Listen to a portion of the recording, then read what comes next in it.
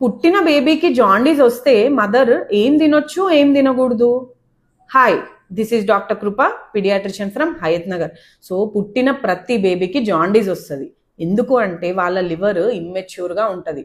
So లోపల ఉన్న రక్త కణాలు బ్రేక్ అయినప్పుడు బిలిరుబిన్ అనేది రిలీజ్ అవుతుంది. ఆ బిలిరుబిన్ ఈ ఇమ్మెచ్యూర్ లివర్ ఎక్స్క్రీట్ చేయలేదు, దానివల్ల జాండీస్ వస్తుంది. ఈ జాండీస్ 80% దానంతట అదే తగ్గిపోతుంది ఒక 10 to 14 డేస్లో. కానీ ఇంకో 20%కి వేరే ట్రీట్మెంట్ అవసరం పడవచ్చు లెవెల్ ఆఫ్ బిలిరుబిన్ బట్టి. అది మీ పీడియాట్రిషియన్ సజెస్ట్ చేస్తారు.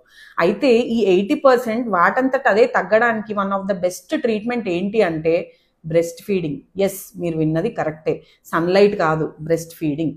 సో మదర్ మిల్క్ ఫ్రీక్వెంట్గా బేబీకి ఇవ్వడం వల్ల బవల్ మూమెంట్స్ ఎక్కువ స్టిమ్యులేట్ అయ్యి ఆ బిలిరుబిన్ ఫాస్ట్గా ఎక్స్క్రీట్ అవ్వడానికి హెల్ప్ చేస్తుంది. దానివల్ల జాండీస్ తగ్గుతుంది.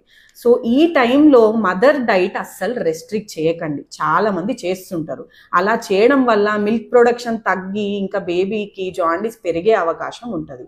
సో మదర్కి no diet restrictions. So protein rich food అంటే పప్పు, సోయా, ఎగ్, చికెన్ ఇలా అన్నీ ఇవ్వచ్చు. అండ్ వాటర్ కూడా ఎక్కువగా ఇవ్వాలి.